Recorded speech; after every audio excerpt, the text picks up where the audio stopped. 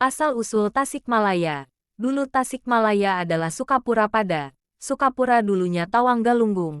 Tawang artinya sawah, atau tempat yang luas pada saat itu.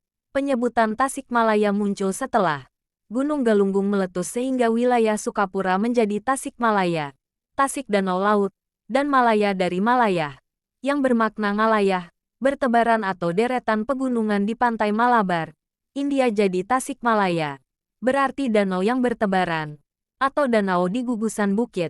Namun secara bahasa Sunda Tasikmalaya mungkin juga mengandung arti kesik ngalayah, bermakna banyak pasir di mana-mana.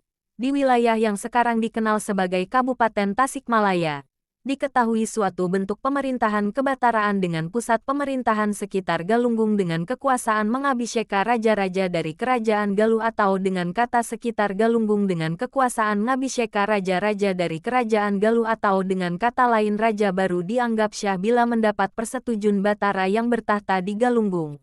Batara atau sesepuh yang memerintah pada masa abad tersebut.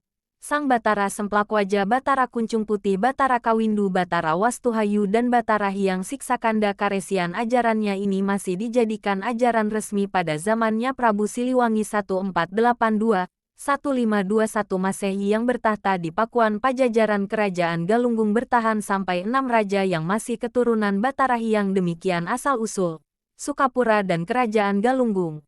Kemudian pada periode berikutnya adalah periode pemerintahan di Sukakerta dengan ibu kota di Daya Tengah, sekarang termasuk Dal Kecamatan Salopa, Tasikmalaya yang merupakan salah satu daerah bawahan dari Kerajaan Pajajaran. Penguasa pertama adalah Sri Gading Antek yang masa hidupnya sejaman dengan Prabu Siliwangi. Dalam Sukakerta sebagai penerus tahta diperkirakan sejaman dengan Prabu Surawisesa tahun 1521 sampai tahun 1535 Masehi. Raja Pajajaran yang menggantikan Prabu Siliwangi.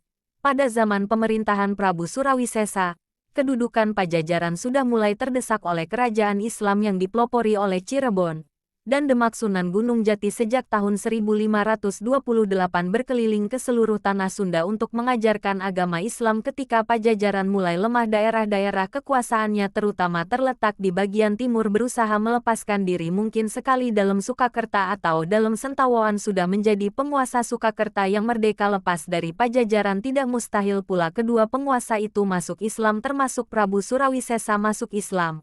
Adapun cerita ini diambil dari fakta kisah nyata asal-usul tanah Pajajaran. Demikian, Enceng Dedi Selacau Tunggul Rahayu, Tasikmalaya, Jawa Barat.